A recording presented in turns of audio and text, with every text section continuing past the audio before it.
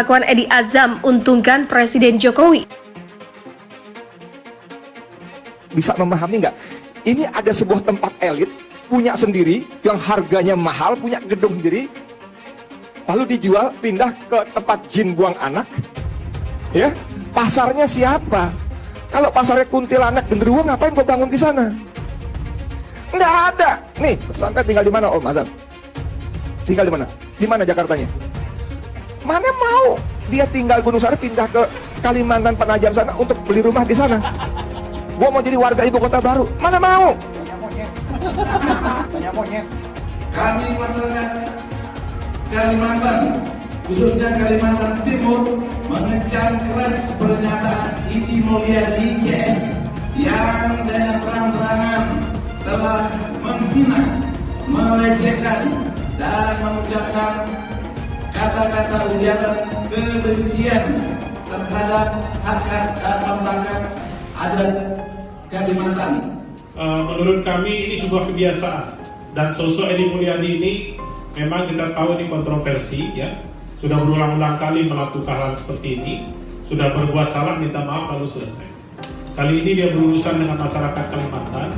Kami tidak mau masalah ini selesai begitu saja, dan masyarakat Kalimantan menuntut keadilan atas sikap penghinaan sudah Edi Mulyadi sampaikan, dan saya harap sebagai anggota Dewan Perwakilan Rakyat Republik Indonesia untuk meredam sikap masyarakat lebih jauh yang menyikapi secara keras ucapan saudara Edi Mulyadi ini, berharap aparat kepolisian segera memproses laporan masyarakat yang sudah melaporkan saudara Edi Mulyadi. Dugaan ujaran kebencian yang dilakukan oleh saudara EM, ada 3 laporan polisi, 16 pengaduan, dan 18 pernyataan sikap. Semua laporan polisi, pengaduan, dan pernyataan sikap dari berbagai elemen masyarakat akan dilakukan penyelidikan dan penyidikan oleh Tanpa jadi orator demo, nama mereka langsung terkenal se-Indonesia.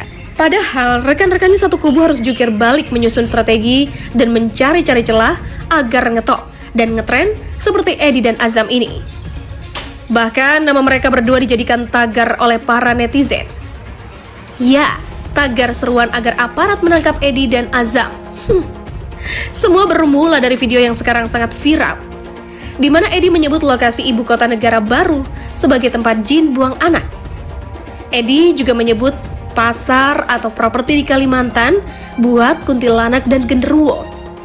Dengan kata lain, Edi menyebut warga Kalimantan sebagai jin, kuntilanak, dan genderuwo.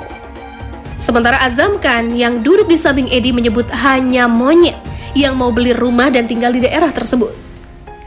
Edi diketahui berprofesi sebagai wartawan.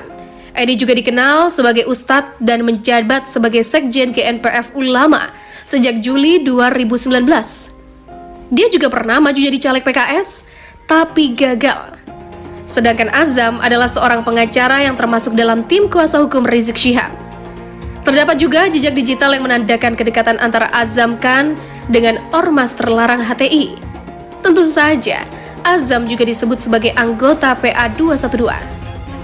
Dari latar belakang keduanya sudah jelas, mereka ini dari kubu oposan alias para kadrun. Barisan sakit hati yang gagal move on dari kekalahan telak di Pilpres 2019. Yang selalu menentang Presiden Jokowi dengan segala cara. Yang selalu mencari celah untuk menurunkan Presiden terpilih secara sah. Namun berkat ulah Edi dan Azam, berkat kata-kata mereka, justru efeknya jadi sangat menguntungkan Presiden Jokowi. Awalnya tujuan Edi Mulyadi dan Azam adalah untuk menggalang perlawanan terhadap rencana Presiden Jokowi memindahkan ibu kota negara. Sebuah rencana yang telah memiliki payung hukum yang sangat kuat, yakni Undang-Undang Ibu Kota Negara. Artinya rencana ini sudah melewati proses yang benar, sudah didukung oleh rakyat Indonesia lewat wakil-wakil rakyat di DPR. Tentu saja, jika ada yang tidak setuju, boleh-boleh aja untuk menyuarakan pendapatnya. Nggak akan disalahkan, tidak akan disebut melanggar hukum, tidak akan diserukan untuk ditangkap. Kalau saja Edi dan Azam tidak memiliki kata-kata yang bernuansa rasis, tidak sopan, bahkan sangat menghina sesama warga negara ini. Tapi apa daya, nasi sudah jadi bubur ayam Cirebon. Enak banget sih rasanya, tapi tidak mungkin lagi dikembalikan jadi nasi. Ketika Edi dan Azam menyebut jin dan monyet, mungkin sama enaknya dengan makan bubur ayam. Apalagi disertai dengan nafsu yang besar untuk menjatuhkan presiden. Menggalang dukungan publik untuk melawan rencana Presiden Jokowi, namun apa yang terjadi? Pasca videonya viral, ternyata publik malah terpancing untuk menghujat, mengecam, membenci, dan bahkan mengutuk Edi dan Azam. Kemarahan warga Kalimantan tak terbendung, baik yang berada di Kalimantan maupun yang ada di daerah lain. Yang bukan orang Kalimantan pun ikut geram dengan mengecam Edi dan Azam.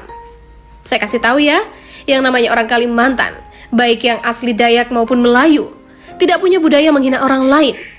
Apalagi sampai menyamakan orang dengan kuntilanak dan genderuwo, serta monyet.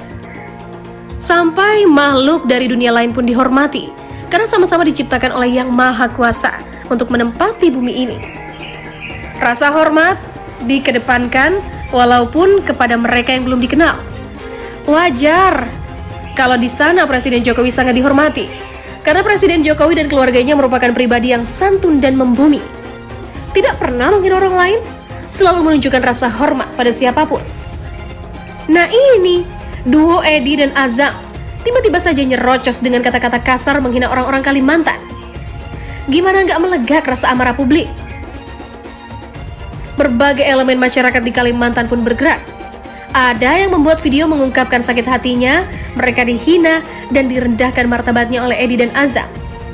Ada pula yang melaporkan ulah Edi dan Azam ke aparat setempat. Forum Pemuda Lintas Agama Kalimantan Timur telah melaporkan Edi Mulyadi ke Polresta Samarinda. Forum ini terdiri dari GP Ansor, Gamki, Pemuda Muhammadiyah, Pemuda Katolik, Pemuda Hindu, dan Pemuda Konghucu, Kalimantan Timur. Forum Dayak Bersatu meminta pihak kepolisian menangkap Edi Mulyadi dan Majelis Adat Dayak Nasional mengutuk keras sikap dan perkataan Edi.